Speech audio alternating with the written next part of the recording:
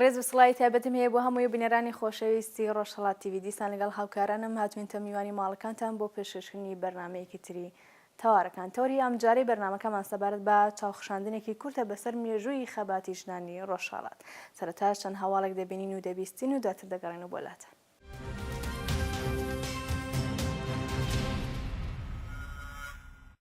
ڕفاندنی زیاتر لە 400 ژن و منداڵ لەلایەن بوکو حەرامەوە. بوکو حەرام زیاتر لە 400 ژن و منداڵی شاری داماسک لە وڵاتی نایجێریای ڕفاندووە. بەپێی هەواڵەکان دانیشتوانی شاری داماسک کە لەم دوایانەدا لەلایەن گروپی ترۆریستی بوکو حەرام ئازادکرابوون ڕێگەیاندووە. بوکو حەرام زیاتر لە 400 ژن و منداڵی ئەو شارەی کە لە باشووری نایجێریادایە ڕفاندووە و ئەو شارە لە مانگی مارسی ئەم ساڵدا لەلایەن هێزەکانی نیجێری و چادوو لە دەستی گروپی بوکو حەرام ئازاد کراوە. سلێمان عەلی یەکێک لە دانیشتوانی شاری داماسک لەم بارەوە بە هەواڵنەری ڕۆیتەرزی ڕاگەیاند بوو. گروپی بوکو حەرام 506 ژن و منداڵی ڕفاندووە و هەروەها 50 شارومەندی دیکەشی پێش لە بەجێهێشتنی شارەکە کوشتووە. شایانی باسە هێزاوپەیمانەکانی نیجێری و چاد حوتوی ڕابردوو تەرمی 70 کەسیان لە ژێر پردێکدا کە لەلایەن بوکو حەرامەوە لە سێدارە درابوون دۆزیوەتەوە. بەپێی ئەو هەواڵە لە سەرەتای هێرشەکانی ئەو گروپە ترۆریستیە کە ماوەی 6 ساڵ پێش ئێستا بۆ سەر نایجێریە دەستی پێکردووە، تاکو ئێستا دەوروبەری 10,000 خەڵکی ئاسایی کوژراون و زیاتر لە 1,500,000 کەسیش ئاوارە بوون.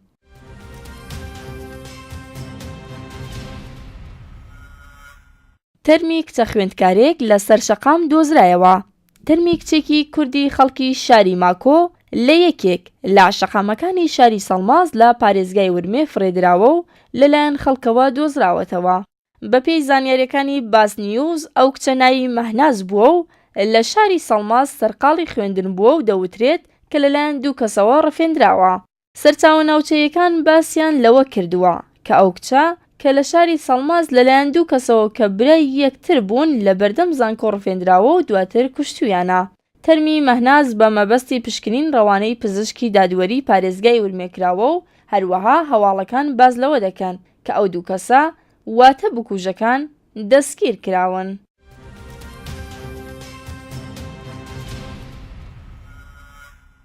گەڕاندنەوەی 3 زنی زیندانی ژن بۆ زیندان.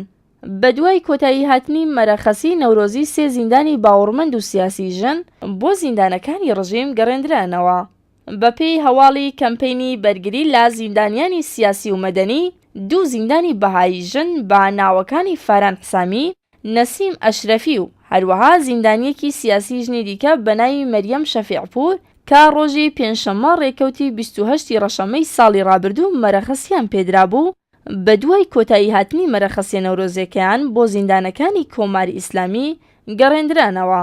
فاران حسامی یەکێک لە مامۆستایانی زانستگەی بەهاییەکانە کە لەگەڵ هاوسەرەکەی بە تۆمەتی وانەوتنەوە لە زانستگەی بەهاییەکان هەر کامیان بە 5 ساڵ زیندان مەحکوم کرابوون.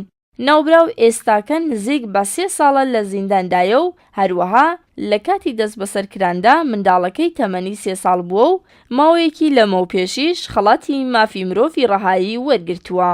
نەسیم ئەشرەفی ژنێکی دیکەی زیندانی بەهایی لە ڕێکەوتی 16 گوڵانی 1393 هەتاوی بەدەستی هێزە ئەمنیەتەکانی کۆماری ئیسلامی دەست بەسەر و لە 22 جۆزەردانی 1392 هەتاوی لە لەقی 28 دادگای ئینقلابی تاراندا بە بەرپرسایەتی دادوەر مقەیسە بە تۆمەتی پڕۆپاگەندە دژی نظام و ئەندامبوون لە دامەزراوە بەهاییەکان بە 3 ساڵ زیندان مەحکوم کراوە. مەریەم شەفیعپور خوێندکارێکی ئەندازیاری کشتوکاڵی زانستگای نێونەتەوەیی خومەینی بووە کە لە ڕێکەوتی 5 گەلاوێژی 1392 هەتاوی بەدوای بانکردنی بۆ دادسەرای ئێڤین دەست بەسەر کراوە.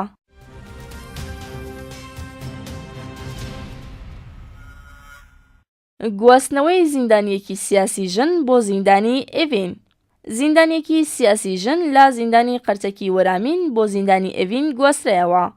بەپێی هەواڵی کەمپەینی بەرگری لە زیندانیانی سیاسی و مەدەنی، حەکیمە شوکری کە لە خەزەڵوەری ساڵی 1391 هەتاویەوە بەهۆی تێپەڕاندنی حوکمی 3 ساڵ زیندان لە زیندانی ئێڤیندا زیندانی کرابوو، ساڵی ڕابردوو لە کاتێکدا کە تەنیا ماوەی 6 مانگ بە تەواوبوونی حوکمەکەی مابوو، بەبێ هیچ تاوانێک و بەبێ ئەوەی کە مافی بردننی کەلوپەلە تایبەتیەکانی لەگەڵ خۆی ببێت، بۆ زیندانی قەرچەکی وەرامین گواسترایەوە.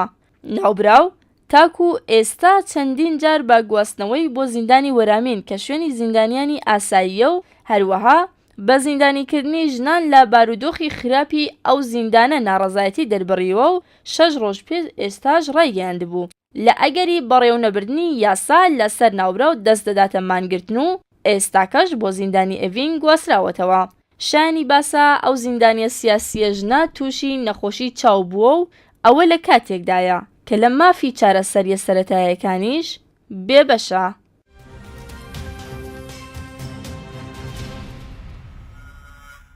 هێمای زیاتر لە 3 دەیەخەبات لەگەڵ ڕژیمی ئاخوندی دژەژن و تۆتالیرە کە بە پێشێلکردنی مافەکانی ژنان بنەماکانی دەسەڵاتی بەهێز کردووە و لە یەکەمین ڕۆژەکانی بەدەسەڵات گەیشتنی بە هێرشکردنە سەر مافەکانی ژنان و پەسەندکردنی یاسای دژەژن و دواکۆتۆکانی سیمای دزەوی خۆی ئاشکرا کرد.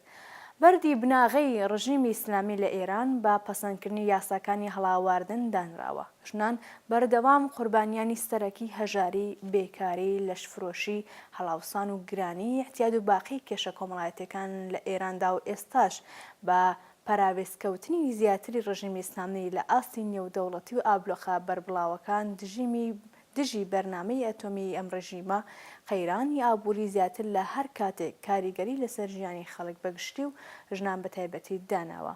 ئەوانی کردووەتە بێبەشترین توێژی کۆمەڵگا. ئێرانی ئیسلامی بۆ ژنان زیندانێکی گەورەیە کە دیوارەکانی بە ڕزیوترین یاساکانی کۆیلێتی قایم کراوە. سەرەڕای ئەمە بزوتنەوەی ژنان لە ماوەی دەسەڵاتی ئەم ڕژیمە بزوتنەوەیەکی خۆڕسک و چالاک و خۆڕاگر بوو و لە هەموو ناڕزایەتەکان دژی کۆماری ئیسلامی چالاکانە بەشدار بوون و پاڵپشتێکی گرنگ بۆ باقی بزوتنەوە کۆمەڵایەتەکانی ئێران بوون و هەن.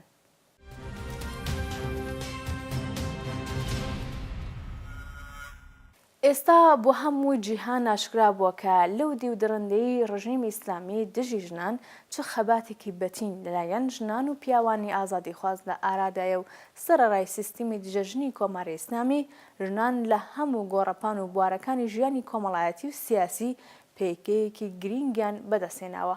بزوتنەوەی ژنان لە ئێرانی ئیسلامی بۆتە یەکێک لە بەهێزترین بزوتنەوە کۆمەڵایەتیەکان. بوونی دەیان کەس لە ژنانی خەباتکار لە پارێزەر و ڕۆژنامەنووستا خوێندکار و هەڵسوڕاوی کرێکاری لە زیندانەکان نیشانەی بەشداری بەربڵاوی ژنان لە خەباتی ئەمڕۆ و سبەینەی کۆمەڵگەی ئێرانە.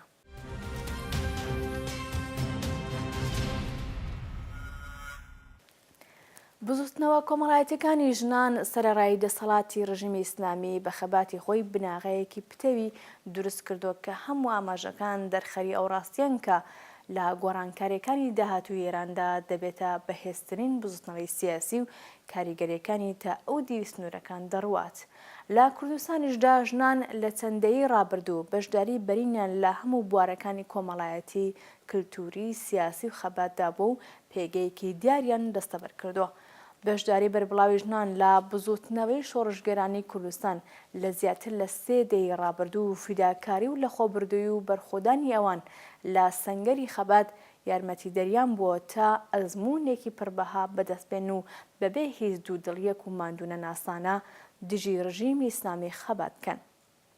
ژنانی کوردستان لە یەکەمین قوربانیانی زیندان، ئێعدام، ئەشکەنجە و دەستڕێژی لە سەرەتای هاتنەسەرکاری ئەم ڕژیمە بوون و لە سەنگەرەکانی خۆڕاگری گەلی کورد لە زیندانەکان و لە خەباتی چەکدارانە چەندین حەماسان خوڵقاندە و قارەمانانە فیداکاریان کردووە.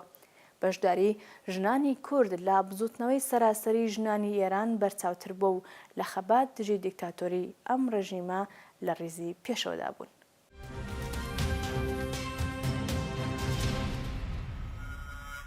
لە ماوەی 3 دەی ڕابردوودا فیداکاری، خۆڕاگری و خەباتی نەوەیەک لە ژنانی خەباتکار لە پێشیانەوە ژنانی چەک و سوسیالیست بەسەر نێوچاوانی بزوتنەوەی ئازادی خوازانی کوردستان دەدرەوشێتەوە. هەر لەم پەیوەندەدا و توێژمان ئەنجامداوە لەگەڵ چالاکێکی سیاسی و چەند پرسیارێکمان ئاراستەی بەڕێزیان کردووە. یەکەم پرسیارشم ئەوەیە کە لە ماوەی 3 دەی دەسەڵاتدارەتی کۆماری ئیسلامی و حکوومەتی کۆن و دواکۆتۆکەی خەباتی ژنان بە چ شێوەیەک بوو و بەچوە گەیشتووە؟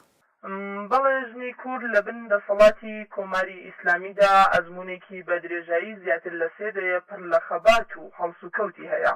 ژنی کورد لە هەردوو لایەنی خەباتی نەتەوەیی و فێمینیستیدا دەوری هەبووە. ژنی کورد هێزی هەمیشەیی بەرامبەرکێ لەگەڵ هێزەکانی حکوومەتی داگیرکەری کۆماری ئیسلامی بووە.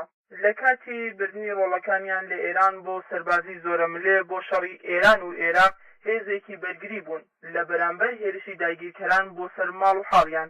هێزی پشتیوانی پێشمەرگە بوون لەبەر دابینکردنی پێداویستیەکانی شۆڕش لە کوردستاندا بە بەشی سیاسی و نظامیەوە. هەموو ڕۆژ و ساتێک کەوتنە بەر ساڵاوی هێزەکانی حکوومەتی دیکتاتۆری دینی و مەسهەبی و فتوای مەلاکان و هەروەها هەموو بوارەکانی ژیانی بنەماڵەیی و کەوتە بەر سەرکوتی قانونی پیاومەزنی و یاسای کۆنەپەرستانەی شەرعی و تەنانەت لەشیشیان بوو بە کەرەستەیەک بۆ جێبەجێکردنی لەزەتی ڕۆژ و شەوی پیاوان. لەلایەکی دیکەشەوە کەسایەتی ئینسانیشان لەژێر حجاب و مەقنەعەدا شاردرایەوە. ئەمە تا ئەو کات بۆ ژنی کورد نامۆ بوو بە کۆمەڵ و بە تاگیران و کەوتنە بەر شاڵاوی دەستپەژی جنسی و ئەشکەنجەوە لە ناو زیندانەکانی کۆماری ئیسلامی دژەژن. منداڵیان لە پێش چاویان ئەشکەنجە دراوە، مێردیان لە شەڕی ڕزگاری خوازیدا کوژراوە و باری گرانی ژیانی پڕ لە زوخا و مەترسیشان وەکو تاقە دەرهێنەری نان کەوتەتە سەرشان و لە هەمان کاتدا فشاری ڕۆحی وشەی بێڕێزی بێوەژنبوونیان لە کۆمەڵگای پیاوسالاری و دواکەوتودا بەسەرەوە بووە. لە کوردستان سەرڕای ئەو هەموو دەردانە بەڵام وشیاری گشتی ژنان و بەشداریان لە بواری چالاکی کۆمەڵایەتی سیاسی و فەرهەنگی و ئەدەبیدا زۆر بەرینتر لە جارانە. سەرڕای هەموو کۆسپ و تەگەرەکان ژنان ئەمڕۆ لە ئاستی تێکۆشانی سیاسی و مەدەنیدا هێزێکی حاشا هەڵنەگرن. زانستی گشتی و هەست بە تێکۆشان بۆ ڕزگاربوون لە نێو نەسلی ئەمڕۆی ژنی کووردا گەشەی کردووە. ژنی شاعر، نووسەر، هونەرمەند و سیاسەتمەدارمان کەم نین کە ئەگەر چاوخشاندنێک هەبێت پاش هاتنە سەرکاری کۆماری ئیسلامی سەرڕای ئەم زەخت و گوشارانە بەم پلۆپایە گەیشتوون. بزوتنەوەی ژنان بۆتە هێزێکی ڕەخنەگر و خوازیاری پێکێنانی ئاڵوگۆڕ. ئەم قبوڵ نەکردنە بۆ هێزی ژنان هەوێنی سەرکەوتنە ژنی کورد هاوکات لەگەڵ تێکڵایی و ماندووبوون لە جوڵانەوەی نەتەوەییدا بۆ ڕزگاری خۆشی تێکۆشاوە. هەر ئەمە بنەمایەکی باشە بۆ ئازادی زۆرتری ژنان و بۆ سربەخۆیی زیاتری بزافەکەیان لە داهاتووی ئاڵوگۆڕەکاندا. بەڕایەوە سەرڕای ئەو هەموو ترس و تۆقاندن و دەست بەسەر و هێرشکردن لە ڕادەبەردەری کۆماری ئیسلامی ژنان دەستیان لە خەبات و تێکۆشان هەڵگرتۆ. بەڕای ئێوە ئەم خەباتە بەتەنها دەبێت لاستۆی ژنان بێت؟ ئایا بەدەسەڵات گەیشتنی ژنان ئاسانە؟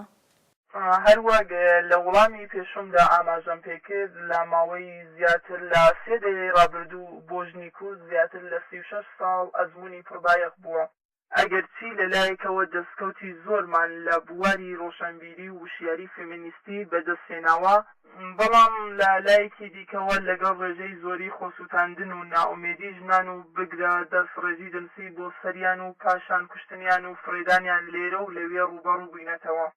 پێش هەموو کارێک لێکۆڵینەوە و تێکۆشانی بێوچان بە مەبەستی پەردە هەڵدانەوە لەسەر ئەم دیاردە دڵتەزێنانە ئەرکی سەرشانی ئێمەی ژنان و پیاوانی ئازادی خوازە کە هەڵسوڕانێکی وشاری بەخش لە پێناو بنبڕکردنی ئەم دیاردانە بەڕێوە بەرین بە مێتۆدی شیا و کاریگەری پەیوەندی نێوان ڕۆشنبیری ژن و ژنانی زەحمەتکێش و بێدەرەتان پێک بێنیم. ئەمە سەرەکیترین هۆکاری سەرکەوتنی بزوتنەوەکەی ئێمەیە. هەڵ بدەین بۆ فێربوونی زۆرتر، یەکگرتووی و هاودەنگی زۆر زیاتر لە هەموو کاتێک، هەرچی خێراتر هەڵ بدەین بۆ پێکێنانی بەرەیەکی یەکگرتووی ژنان بە پلاتفۆرمی هەڵبەشەوە. داخوازیەکانمان لای خۆمان و بۆ دەسەڵاتدارانی ژڕون و دابینکراو بێت. ئەم کارە مەرجی سەرەکیە بۆ بەرەو ڕووبوونەوە لەگەڵ هەر هێز و لایەنێک کە بیهەوێژن بێدەسەڵات بکات یان حەقی بفەوتێنێ هەروەها نابێ بهێڵین ژن و بزوتنەوەی ژنان بە هیچ بیانویەک ببێت بە پاشکۆی جوڵانەوەی کۆمەڵایەتیەکانی دیکە ئەزمموی جوڵانەوەی جیهانی ژنان ئەم ڕاستی پێسەلماندوین کە لە دنیای سیاسەتدا ئەگەر بە داخوازی لانی کەم قەناعەت بکەین و تەنیا پاشکۆی شۆڕشە سیاسیەکان ببین و داخوازی شەفاف نهێنینە ئاراوە هەروەکو لە پێشووتریشدا داوامان کردووە جارێکی دیکەش بە ئاسانی دەمانگەڕێنەوە ناو ماڵەوە هەر لە ئێستاوە دەبێت پێش بە دووپاتبوونەوەی ئەم ئەزمونە مەنفیە بگرین هاتنی ژنان بۆ ناو ڕێزی پێشمەرگە و خەباتی چەکدارانە لە سەرەتای هاتنە سەرکاری کۆمەڵی ئیسلامی چۆن هەڵدەسەنگێنن ڕاو بۆچوونی ئێوە لەم بارەوە چییە؟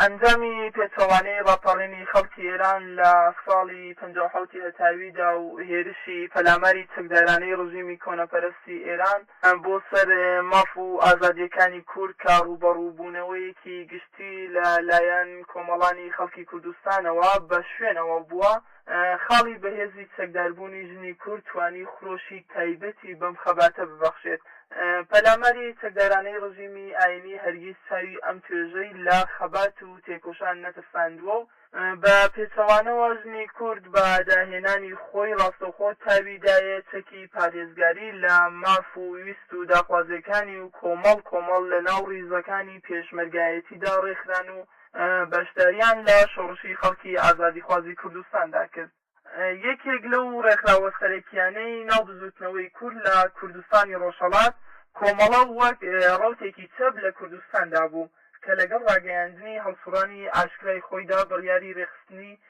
ژنانی کورد لە ناو ڕیزەکانی خۆیدا و ئەم بڕیارەش لە ڕووی لێکدانەوەیەکی سیاسی واقعی بوو کە پتەنسیێڵی بزوتنەوەی کوردی باشتر دەردەخست بڕیارێکی لەو چەشنە ئازایەتی و بیۆری سیاسی خۆشی گەرەک بوو چونکە دەستبردن بۆ بابەتێکی لەو چەشنە زۆر ئاستەنگی بەربڕاوی لەسەر ڕێ بوو بەڵام نەش دەکراوە بە ئاسانی پز لەو زە و بەهرە و توانایانە بکرێت و نەدەگونجا بە هۆکاری خۆپاراستن لە تێک و پێکدانی هەندێک یاسا و ڕێسای کۆمەڵایەتی و کولتوری لەو هێزە کەڵبوەر نەگیرێت لەو قۆناغەدا ڕەنگ بێ چاوەڕوانی ئەوە کە ژنانی کورد بەو ڕێژە بەرفراوانە بەشداریان لە شۆڕشی چەکداریدا کرد چاوەڕوانێکی دووردەستر بوو بێ بەڵام بە پاڵپشتی ئەم بڕیارە بوو کە بۆ یەکەم جار ژنی کورد دەبێتە پێشمەرگە و دەیسەلمێنێت کە لە چەک هەڵگرتن و خەباتی چەکداریدا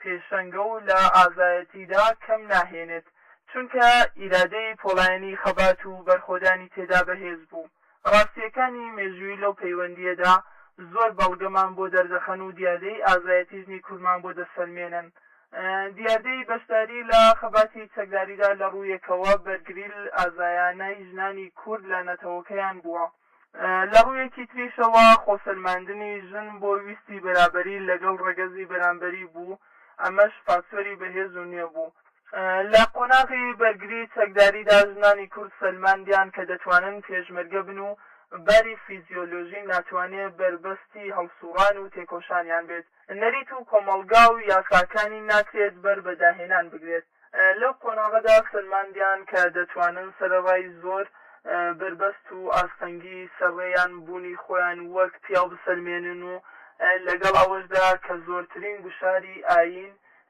کۆمەڵگا و نەریتیان لەسەر بوو بەڵام بەداهێنانەکانیان بەرەوڕووی هەر چەشنا کۆنەپەرستیەک ببنەوە و گشت قورسایەکانی بەرپرسایەتی مێژویان بەدڵەوە وەربگرن و لە خەباتکردندا نەمێنن و ببنە سمبری خۆڕاگری و هاندەری شۆڕشی خەڵکی شۆڕشگەری کوردستان دەوری کاریگەری ژنانی کورد لەو قۆناغە سیارەدا لە بەراورد لەگەڵ هەموو بزوتنەوەی کورد دەورێکی جیاوازتر بوو چونکە بربەرەکانە لە بەرامبەر زۆرداری کۆماری ئیسلامی کە بە پێشکەوتووترین تەدارکاتی لە جۆستیکی بەرەو شەڕی کوردستان هاتبوو بواری جوغرافیایی ناوچەکە و خۆڕێخستنی ژنی کورد لە تەک شاخ و سەنگەر و هەرچی فتربوونی ژنی کوردی وەکو مرۆڤێکی بەهێز و شۆڕژگەر سەلماند و شۆناس و کەسایەتی گرنگی پێیان و با بزوتنەوەکەیان بەخشی و بە وریایی و شیاریان پاڵپشتێکی ڕاستەقی نەبوون لە خۆڕاگری بزوتنەوەی کوردستان ئەوەی ماوە بیڵێم گەیشتن بە دەسەڵات بۆ ژن ئەویش لە کۆمەڵگایەکی پیاومەزنی ڕۆژهەڵاتی ناوەڕاست و لە نێو میلەتێکی بندرسدا کارێکی ئاسان نییە. ژنان دەبێت بۆ ئەو مەبەستە هەموویان زۆربەی کۆسپە فیکری و ئەخلاقیەکان بڕوخێن و نیشانی بدەن کە دەتوانن بڕیار بدەن و ڕێبەری بکەن. بۆ هەموو کارێک بە چەند قات زۆرتر لە پیاوان هەوڵ بدەن تا بسەلمێنن شیاوی ئەوەن کە داوای دەکەن. دیارە هەوڵدانی حزبەکانی ڕۆژهەڵات لەگەڵ هەموو کەم و کۆڕیەکانیان بەگشتی کاریگەری موسبەتی لەمەڕ ڕاو بۆ چوونی کۆمەلگا دەبێت و جێی خۆیەتی کە ژنان چاکسازیەکی جدی لەم بوارەدا بکەن. بزوتنەوەی ژنان لە ئێران بەگشتی و لە کوردستان بە تایبەتی دەبێت لە تێڕوانینی بۆ داهاتووی دەسەڵات لەم بەشە لە کوردستان بە لەبەرچاوگرتنی ئەزمونەکانی کوردستانی باشووریش بۆ جێخستنی فەرهەنگی یەکسانی خواز و مدێرن و هەروەها بۆ بڕوابەخشین بە بزوتنەوەی سەرکوتکراوی ژنان داخوازی گەورە بهێنێتە گۆڕێ و بەکەم ڕازی نەبێت. بەسپاس و دەستخۆشی لە میانی ئەمجارەی بەرنامەی تاوارەکان دەکەین. بینەرانی خۆشەویست بەم شێوە هاتنە کۆتایی یەکێکتر لە بەرنامەکانی تاوارەکان هیوادارم کە جێگای ڕزامەندیە بە خۆشەویستان بۆ بێت تا دیدارێکتر و بەرنامەیەکی تر ماڵەوە.